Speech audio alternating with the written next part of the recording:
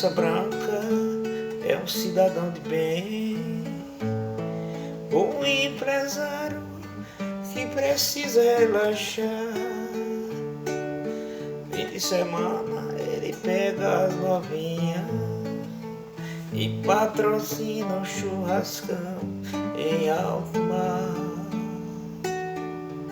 A mulherada de copo na mão, biquíni dental, posando foto nas suas redes sociais. E ainda posa de patroa, ela é da zona. Quem vê de longe pensa que ela é a dona, mas o dono da lancha é o cabeça branca.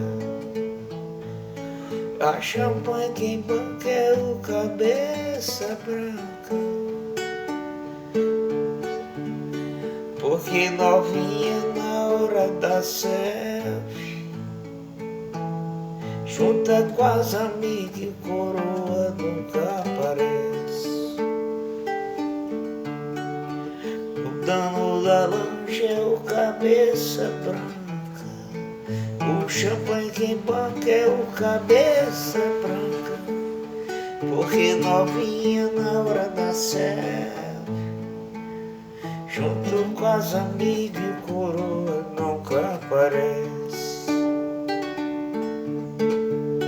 Cabeça branca é um cidadão de bem, um empresário que precisa relaxar. Fim de semana ele pega as novinhas e patrocina um churrascão em alto mar. A mulherada de copo na mão, biquíni dental, posando foto nas suas redes sociais. E ainda posa de patroa, ela é da zona. Quem vê de longe pensa que ela é a dona, mas o dono da lancha é o cabeça branca. A champanhe quem banca é o cabeça branca. Porque novinha na hora da selfie, junta com as amigas e coroa nunca aparece. Porque novinha na hora da selfie, junta com as amigas e coroa nunca aparece.